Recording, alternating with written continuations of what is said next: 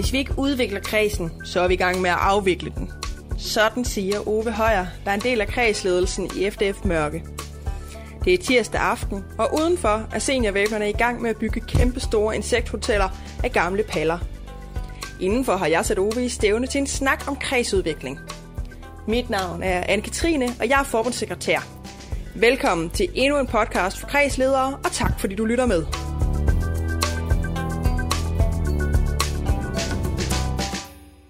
I dag der skal vi snakke om kredsudvikling. Men Ove, vil du ikke starte med lige at præsentere dig selv?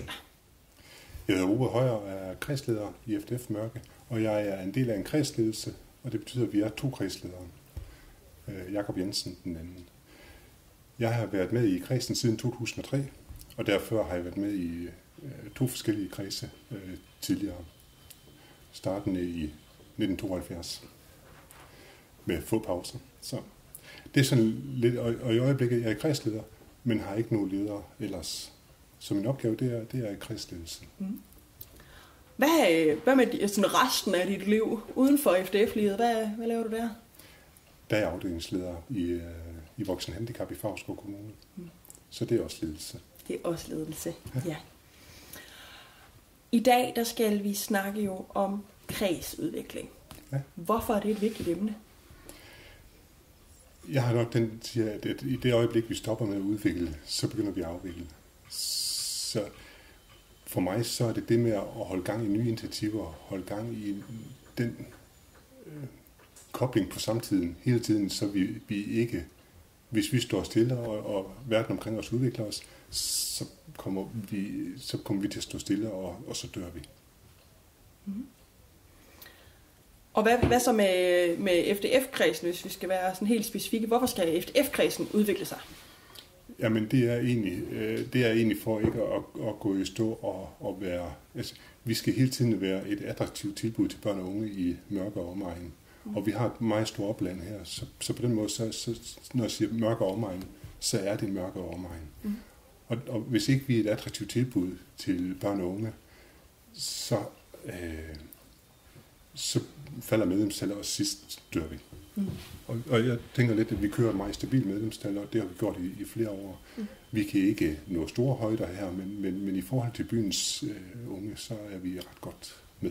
Mm. Kan du fortælle lige lidt om jeres kreds? Vores kreds er en landkreds, og det vil sige, at hvis vi skal tage ledersammensætning, så er det sådan en god blanding af forældre, som er gået ind i arbejde. Nogle har måske en fortid som spejder eller som FDF'er, men ellers bare at sige, de vil rigtig gerne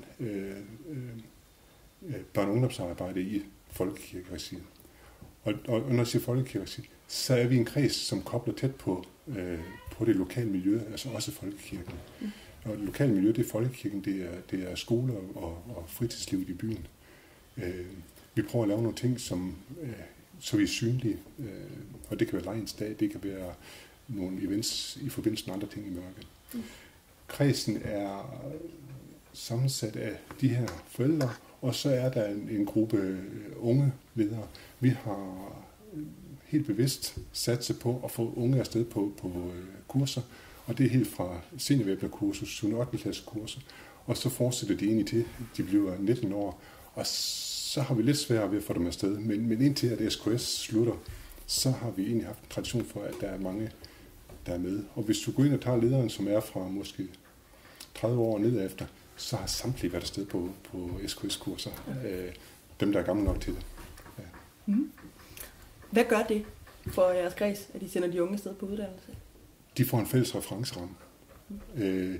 De har noget sammen, som de samtidig har svært ved at sætte ord på i forhold til os, der er ældre. Men de gør også, at de en gang imellem, så kommer der nogen hen og siger, kan jeg ikke få lov at være lederassistent? Og de står der som 7. klasse, de er lige været afsted på et efterårskursus, de er måske, og siger, prøv lige et kursus mere, og så prøver vi at se dem, fordi de er ikke ret gamle, når de er i 7. klasse, men de kan komme tilbage og være så tændt efter et kursus, så de bare har lyst til at komme ind i et eller andet leder. Og så starter vi med puslinger og tumlinger, og så får de lov at være med og bidrage med det. Og det giver kredsen et frisk pust, fordi de ser nogle ting anderledes, og de ser nogle muligheder, hvor vi andre, når vi har været med i mange år, så siger, det har vi måske prøvet. Og hvor de siger, ej, nu lyder det fedt, og vi skal den vej, eller vi skal prøve det.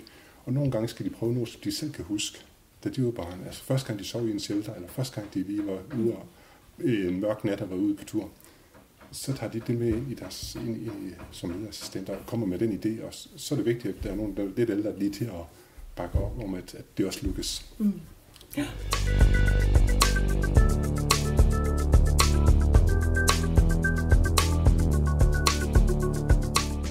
Hvorfor er det dig, der kan gøre os klogere på kredsudvikling? Godt spørgsmål. Når jeg kan gøre jer klogere på kredsudvikling, hvis jeg overhovedet kan det, for jeg tænker, at der er kreds, der udvikler væsentligt hurtigere og væsentligt anderledes. Men noget af det der med hele tiden at være i dialog med lederen, hele tiden være lydhør i forhold til lederen, hele tiden være opmærksom på at sige, hvor er der en forælder, der kan komme ind og bidrage. Hvordan giver I plads til de ledere, der er? Hvordan lytter I, når de har en bekymring i forhold til et eller andet barn eller et eller andet? Det er den måde, jeg tænker, at en kreds kan være i udvikling på. Det er, at vi skal være i dialog, vi skal lytte. Og det tror jeg på, at det kan jeg gøre rigtig meget. Men hvis ikke jeg havde den gruppe ledere, der var her, hvis jeg ikke havde min kredsledermarker, hvis jeg ikke har en bestyrelse, der bakker op, så ville jeg ikke kunne lave kredsudvikling. Så at kunne lave kredsudvikling, der er man afhængig af at være mere end sig selv som ene kredsleder? I min verden, så er vi et hold. Og så kan det godt være, at jeg indimellem sætter en dagsorden, og det kan godt være indimellem, at jeg sørger for, at vi mødes, og vi på den måde sætter rammen omkring de ting. Men indhold i det, og idérigdommen og inspirationen, det er i høj grad fra ledere, der kommer. Men det vil sige, nu går vi med den, eller nu får vi skaffet de penge, der skal til det her, eller nu får vi det her. Fordi det er ikke gratis at sende så mange unge afsted på kursus. Men det er jo det er en del af det, at vi søger fonde til, vi søger midler til. Så for hele tiden have en sund økonomi, så har vi en bestyrelse, som hele tiden siger, jamen han der lige, vi kan få penge til det her, hvordan kan vi lige skabe penge til det her? Og der er en aktiv bestyrelse på den måde. Hvad har I lavet sådan for nyligt af kredsudvikling her i FDF Mørke? Det er jo et spørgsmål, som er rigtig spændende. Nu er jeg lige oven på coronatid. Men under corona, der var det jo...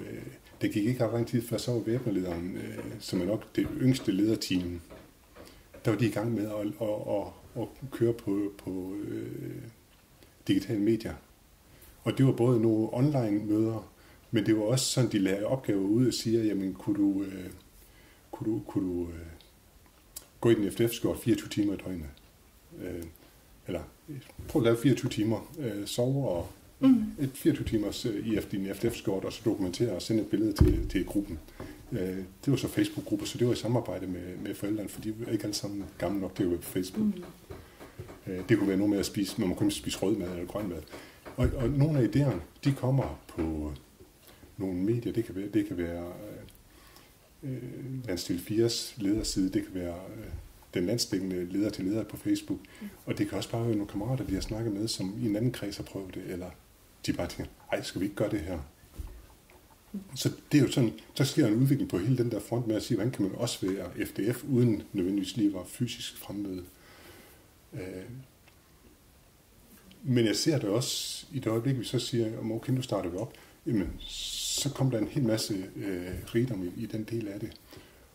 Og det giver rigtig meget opbakning i lokalsamfundet, det giver rigtig meget sammenhold i en kreds, at vi gør det, selvom det er bøvlet, eller vi gør det, selvom det er anderledes, end vi plejer at gøre det.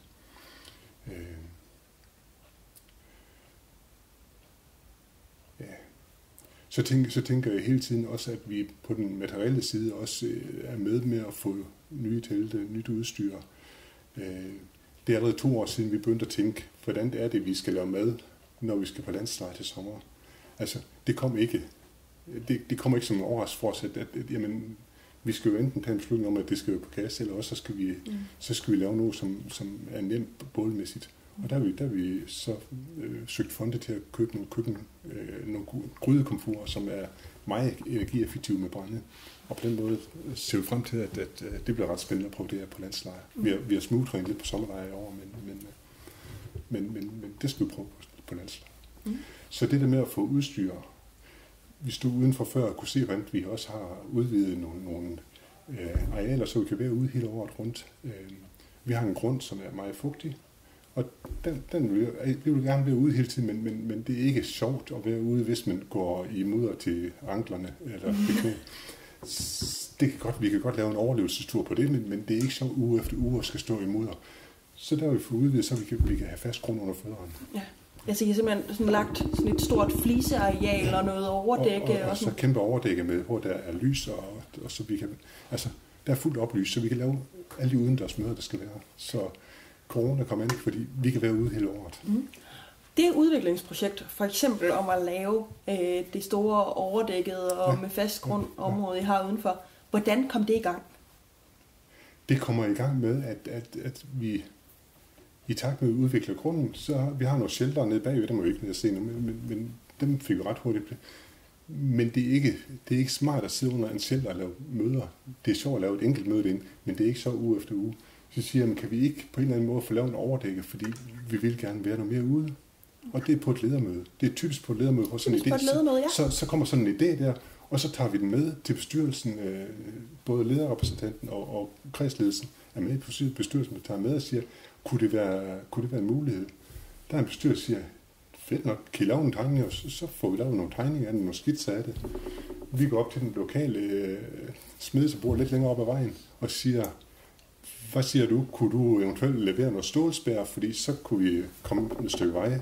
Vi går til den lokale XL-byg, som bor i byen. Han har et par butikker og siger, jamen han vil godt sponsorere tømrere, der skal til. Vi søger nogle fonde, og de giver et eller andet beløb til det også.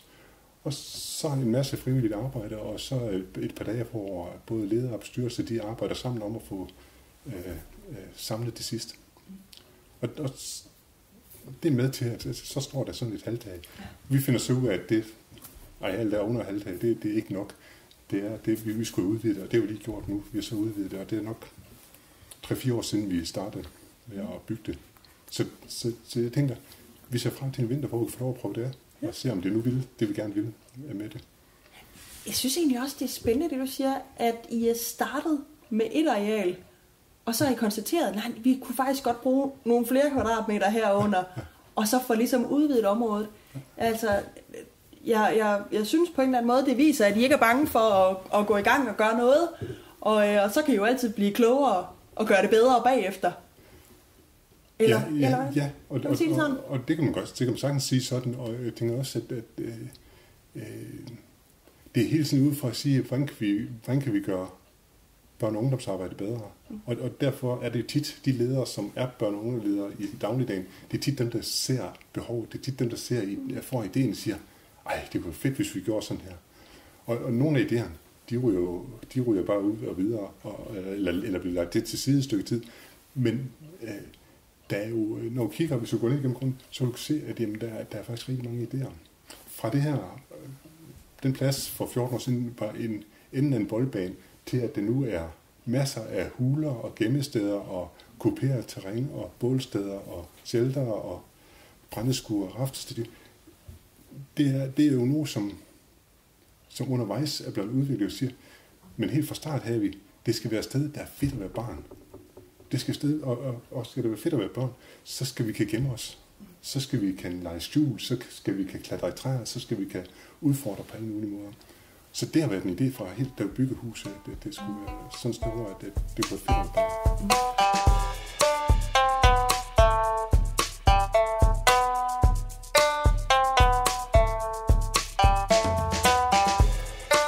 Jamen, og lad os lige fortælle lytteren, at det hus, vi sidder i, det er 4 pavilloner, som I har fået sat op, og i den ene var der køkken, og i den anden var der toilet, og så har I lavet en bred gang imellem for at få endnu flere kvadratmeter.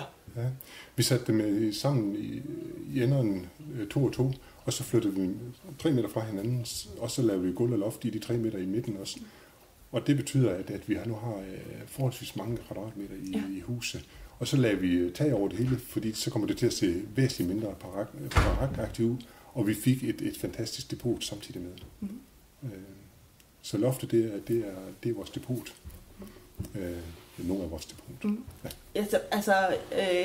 Altså med alt det arbejde, I jo trods alt har lagt i det her, så tænker jeg alligevel, at I måske er kommet nemmere til et kredshus, end dem, der går i gang med sådan det helt store arkitekttegnede projekt, eller Ingen tvivl om, at vi her 10 år efter vi byggede, eller nu er det 14 år, men efter 10 år, der havde vi et hus, hvor vi var gældfri.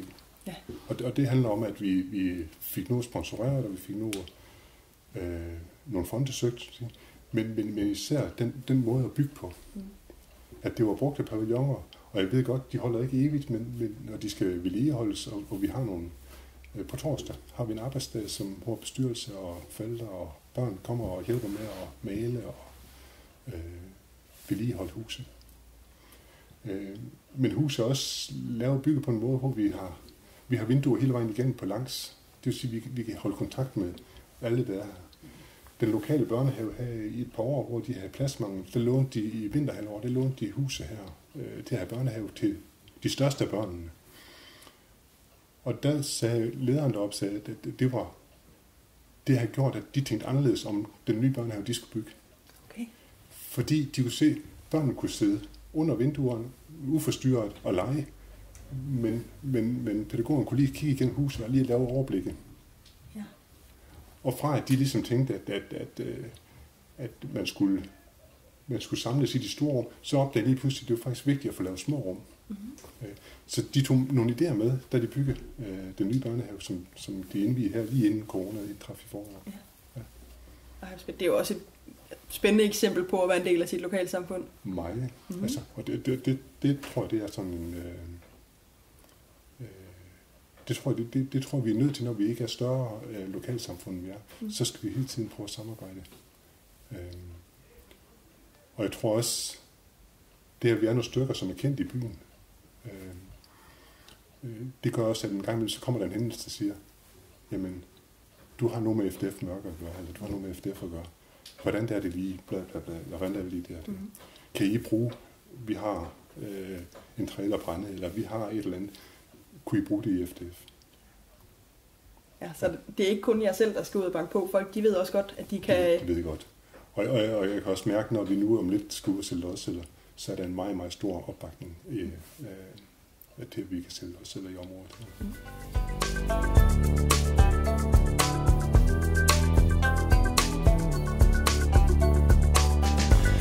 Hvis vi så skal se lidt på, hvad det er for en udvikling, jeres kreds er på vej ind i.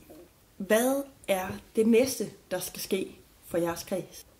Jeg tænker, at noget af det, der kommer til at ske inden for de næste 5 år, der vil være jeg ved ikke, om vi kan sige generationsskifte, men der vil være nogen, som har været med i rigtig mange år, som stopper. Jeg har et ønske om, at vi kan få det gjort gradvis. Men som leder i FDF Mørke, så bliver vi også hinandens venner. Så det er også vores netværk. Så hvordan kan vi arbejde med noget gradvis og sørge for, at hele tiden, og der kommer nye kræfter ind til at arbejde videre. Så det er for en opmærksomhed, jeg har, det er at sige, hvordan kan vi sikre, at vi fortsat har FDF Mørke om 10 år. Og også stadigvæk have et godt samarbejde med kirken og lokalsamfundet. Vi har indimellem haft ledere fra uden for Mørke. Helt fantastisk, og det har været suverænt godt, og giver en masse energi. Der kommer nogen ind og siger, de kommer, fordi det er FDF. De kommer ikke, fordi det var alt muligt andet, men det er, fordi det er FDF. Og det er 20-30 km væk, de kommer til FDF Mørke. Vi har nogle gange talt sammen, og vi siger, at børnene her, de kommer fra måske 6-7 forskellige skoler. Okay. Men det der med, at hvis ikke vi har tilpas mange ledere lokalt, så smutter der noget i vores samarbejde med lokalsamfundet. Og især ved de yngste årgange, der er det lidt vigtigt for forældrene, at de kender lederen. De ved, at de her ledere, det er okay, eller det er nogen, de kender fra andre sammenhænge. Det kan jeg mærke. Så det der med hele tiden at få rekruttering af nye ledere, det bliver fortsat et indsatspunkt, som vi skal være opmærksom på. Altså det er et tema for jer at rekruttere nye ledere nu, så I ikke er sårbare, når når der er nogen, der på et tidspunkt stopper som ledere? Stopper, fordi at de nu synes, nu har de...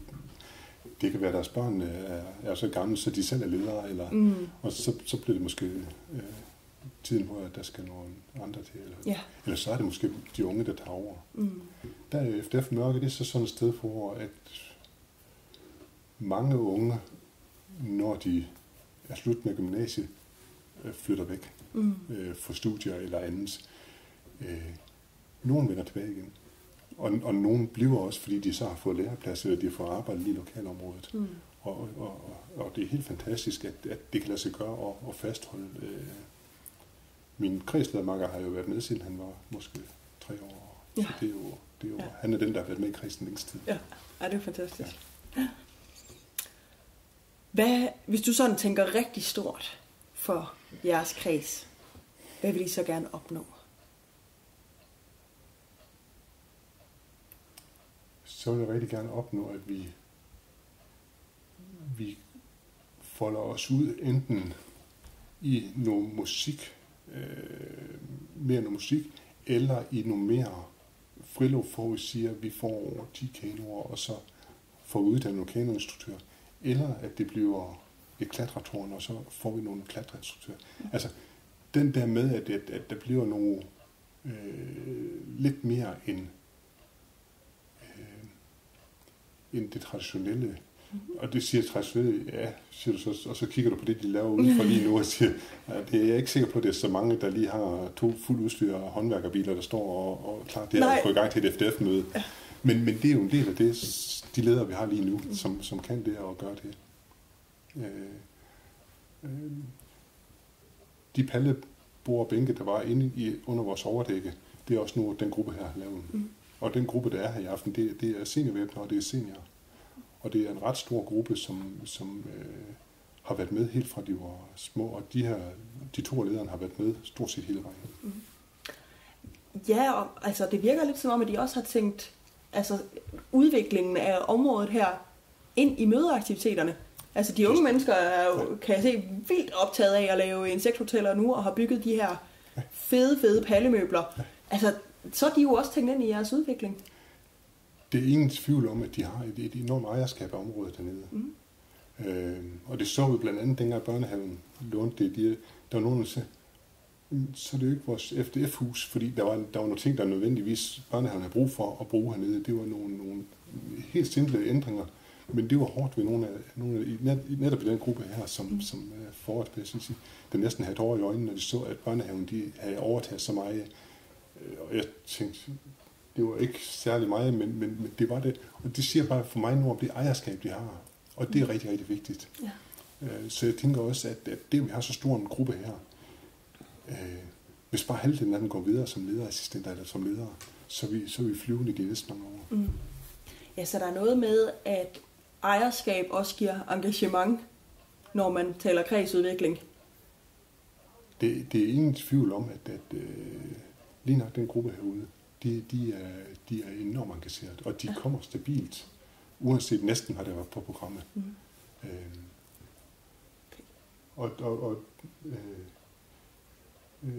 Det er sådan nogen, som hvis vi melder ud til den, at siger, at nu på tirsdag, der skal de ud til lodsaller, så der skal de komme i forbundsskjort, og så kører vi til nabobyen til lodsaller. Så står de herude samtidig. Fedt. Ja. De er bare med. Der er bare et godt fællesskab for dem at være i. Ja, lige præcis. Og det er jo noget af det, som kan bære en kreds videre. Ja. Det er fællesskabet. Så det der med at have en aktivitet, det er vigtigt. Men aktiviteten er jo egentlig bare alibi til at være sammen for den aldersgruppe. Ja.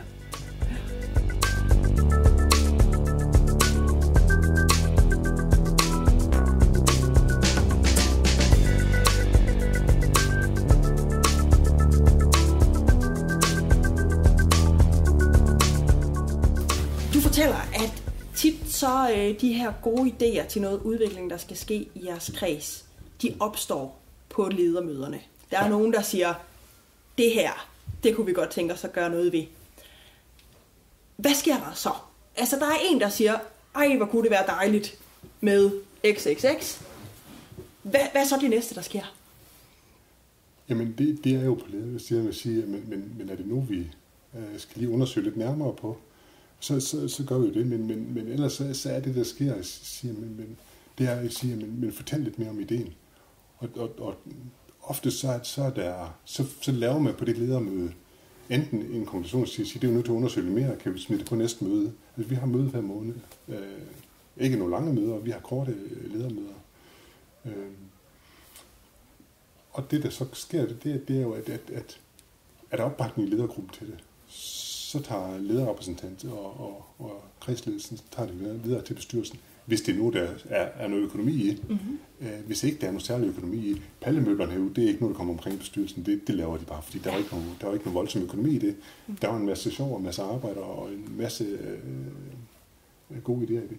Men når vi skal bygge sådan et overdække, som nok i alt måske koster 80-90.000, så kræver det, at der er noget økonomi bag, og der bliver lidt mere seriøsitet i den del af det. Og så bliver det et samspil mellem, at der er en bestyrelse, der finder penge til at arbejde med det. Og det er typisk fondsansøgninger, som er vores kilde til sådan noget. Hvor vi siger, lodsættelse og sådan ting, det er til aktivitet og til børn og unge.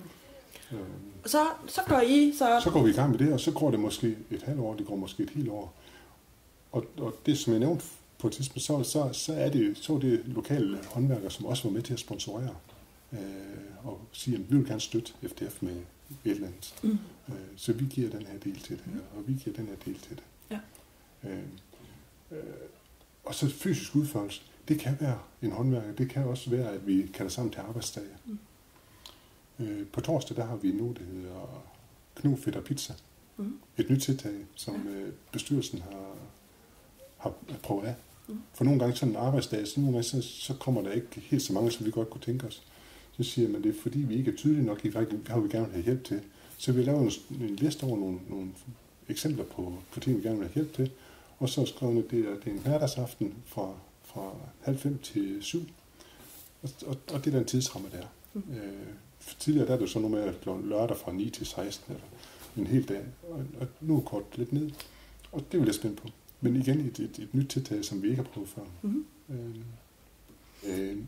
Det kan også være, ideen kan også komme på den måde, hvor at det bestyrelsen spiller tilbage og siger, er der nogle idéer til? Eksempel på det var vores årsmøde. Altså tidligere generalforsamling, nu årsmøde.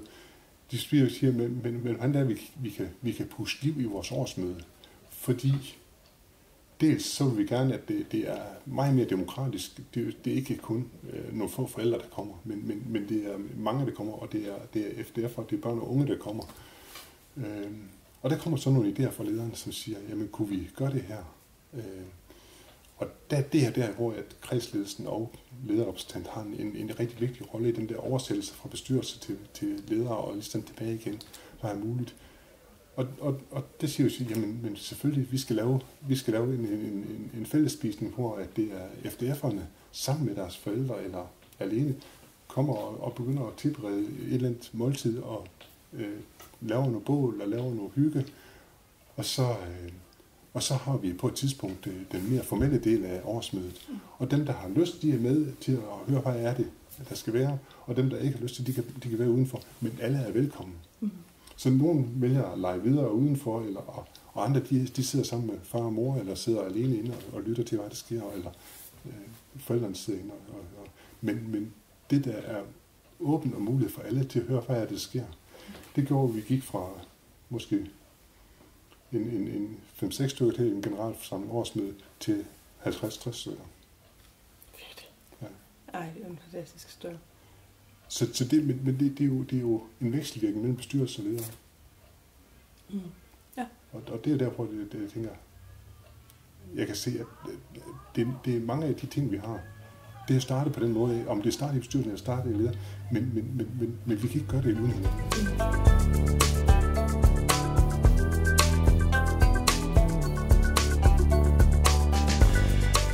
Hvordan holder du som kredsleder overblik over, hvad det er for nogle projekter, I har gang i lige nu?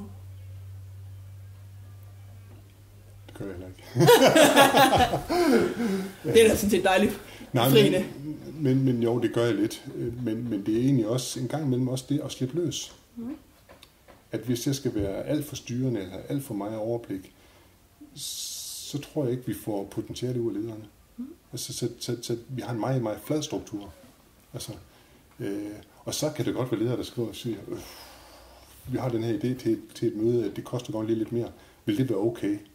Og der er jeg tæt dialog med formand og kasserer. Det er ikke nødvendigvis bestyrelsen, men formand og kasserer siger, hvor er jo lige henne med økonomien? Eller jeg kan huske fra sidste bestyrelsesmøde, jamen vi har en okay økonomi lige i øjeblikket, eller sommerlejen kan ikke så meget underskud, eller kan lidt mere overskud. Eller så det går egentlig fint, og så kan jeg sige, jamen, prøv at gå med det og give den fuld gas. Ja.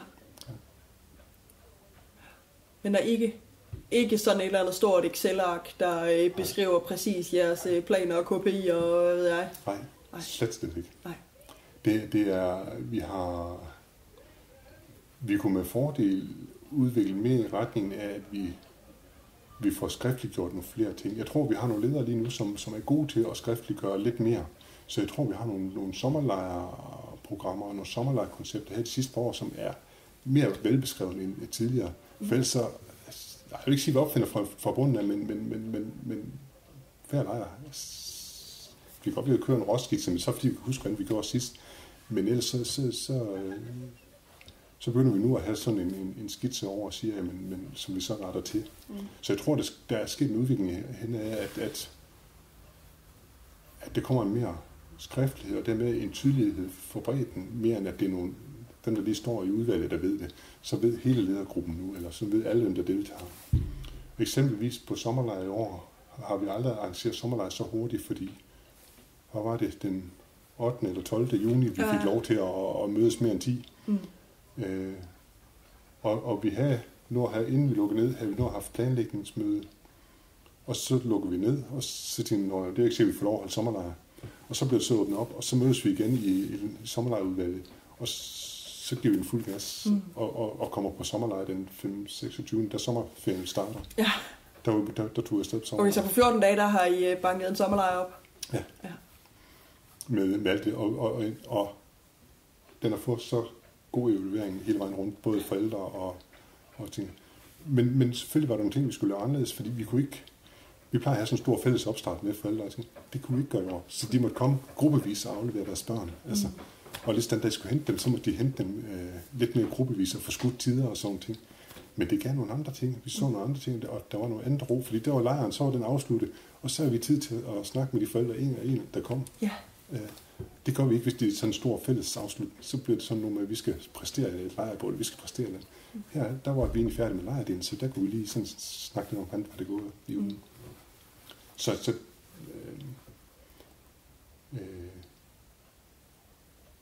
Og vi er ret gode, når vi først finder et tema, vi skal holde sommerlejr over. Kigger du i loftet ind, så kan du se, at de har haft verden rundt her for det er nok et par år siden, de havde det. Der hænger sådan nogle store fly i loftet, skåret ud af træplader af en eller anden art. Og så er de malet i blå farver med skyer på, og der er et herovre med en masse striber. Og går vi ind i et andet rum, så vil vi kunne se billeder af en masse turistmål. Og da de skulle have invitation, så var det selvfølgelig deres billet. Og hver aften, de gik i seng, så gik de i seng med og rejste. Det var deres rejse, og vågne op i et nyt land. Men det, også i år, der er jo Olsen-banden. Og helt fantastisk, man går ind i rollen og kender alle de her forskellige ting. Vi skal til at runde af, så jeg vil spørge dig, hvad er dit bedste råd? Jeg starter lige forfra på det, så vi lige får noget luft og klip i. Hvad er dit bedste råd til en anden kredsleder, der gerne vil til at arbejde mere med kredsudvikling? Lyt til dine ledere. Sørg for at bevare en flad struktur. Sørg for at have en aktiv bestyrelse bag dig. Og det kan jeg sagtens sige, fordi det er ikke altid lige nemt, og det vil heller ikke altid være i mørke. Men det er noget, det godt der kan arbejdes med. Sørg for at få de unge mennesker engageret. De vil gerne. De elsker det. Og så ved jeg godt, at der er nogle steder, der er hård konkurrence i forhold til idrætsforeninger og musik og alt muligt andet. Det har vi også her i Mørke. Vi har en gymnastikforening på langt over 1000 medlemmer, lige nærmest nabo. Så selvfølgelig har vi også de udfordringer. Men trods det, så kører vi egentlig med et ret stabilt medlemstal på omkring 80, 85, 90 medlemmer. Men lyt til ledere, lyt til de idéer, der går op. Se, hvad kunne være spændende at gøre i det område, hvor jeg er i, og uden de muligheder, der er. Og så har vi haft rigtig meget fornøjelse af samarbejde med den lokale folkekirke og præsten. Det er en del af det, og det er også en del af det, der gør, at jeg er kristleder nu. Det er, at vi står på et kristent grundlag. Fantastisk. Er der noget, du synes, jeg skulle have spurgt om, som jeg ikke har spurgt dig om? Eller er der noget, du gerne vil fortælle?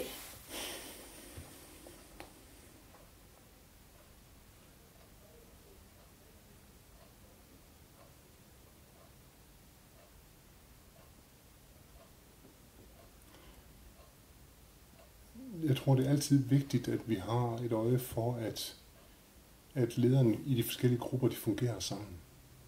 Og hvis mennesker er det ikke altid, det fungerer. Så det der med at have nogle dialoger med de enkelte ledere, en til en, som kredsleder. En ting, det er ledermøde.